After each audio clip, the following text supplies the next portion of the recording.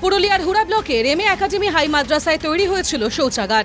এই শৌচাগার নির্মাণে 25 লক্ষ টাকা ব্যয় করেছিল পুরুলিয়া জেলা পরিষদ। তারপর মাদ্রাসা কর্তৃপক্ষের অভিযোগ, অসম্পূর্ণ অবস্থায় ওই শৌচাগার হস্তান্তর করে ঠিকাদার। তৈরির পর মাত্র মাস কয়েকের মধ্যেই ছাদ থেকে জল পড়তে থাকে, খারাপ হয়ে যায় পাম্প, ভেঙে পড়ে শৌচালয়ের টাইলস। এনকেটিভি বাংলার ক্যামেরায় ধরা পড়েছে বেহাল শৌচালয়ের ছবি। নিম্নমানের কাজের পাশাপাশি ঠিকাদারের বিরুদ্ধে দুর্ব্যবহারের অভিযোগ করেছেন শিক্ষকরা। এটা আপনারা দেখতে পাচ্ছেন বোর্ডটাতে যে 25 লাখ টাকা এটা টেন্ডার ছিল। 25 লাখ টাকার মধ্যে যে কাজটা হয়েছিল খুবই বিচ্ছিরি। আমরা কমপ্লেনের আগেও করেছিলাম, কিন্তু কোনো কার্যকরী কিছু আমরা পাইনি। এবং যখন কাজটা চলে তখন আমাদের এখানকার যিনি সেক্রেটারি আমাদের প্রসেনজিৎ মাহাতো, উনিও বলেছিলেন যে কাজটা খুব নিম্নমানের রেট দিয়ে হচ্ছে, কিন্তু ঠিকাদার কাউকে পাত্তা দেয়নি।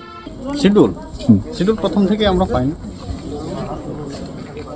এখন পরবর্তী সময়ে আমি যে এটা কাজ কমপ্লিট হয়েছে তার যে একটা ইউসি দিতে হয় সেটাও আমি করি।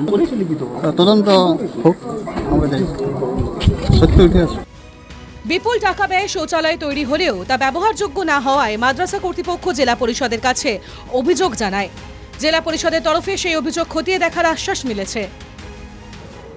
দেখুন, এই খবরটা আমার কাছে, আমি যখন একটা হাই মাদ্রাসাতে যাই, আমাদের একটা কম্পিটিশন ছিল হাই মাদ্রাসা স্কুলে, সেখানে যাওয়ার পরে আমি খবরটা পাই এবং সেখানে দেখেওছি বিগত। তারপরে হয়তো ওই স্কুল কর্তৃপক্ষ আমাকে একটা লিখিত অভিযোগ জানিয়েছে।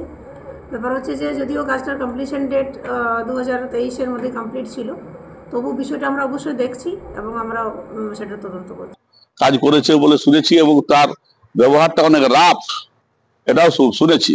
এডিএম, জেলা পরিষদ এবং ডিস্ট্রিক্ট ইঞ্জিনিয়ার এদের সাথে আলোচনা করে এনকোয়ারি করাবো। এনকোয়ারি করে যথাযথ ব্যবস্থা করলে যদি প্রয়োজন হয় ওই ঠিকাদারের যাতে ব্ল্যাকলিস্ট করা যায় তারও পদক্ষেপ আমরা নেব। যদি আমরা বিজেপির কটাক্ষ, এটা তৃণমূলের নাটক। তৃণমূলের একাংশ টাকা না পাওয়ায় ঠিকাদারের বিরুদ্ধে অভিযোগ করছে। কি তৃণমূলের এটা পুরোটাই নাটক।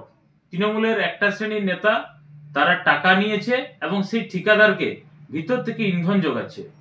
হয়তো একটা শ্রেণীর তৃণমূলের নেতা টাকা পায়নি, সেই জন্য হয়তো তারা অভিযোগটা করেছে। তার বিরুদ্ধে ওঠা অভিযোগকে ভিত্তিহীন বলছেন অভিযুক্ত ঠিকাদার।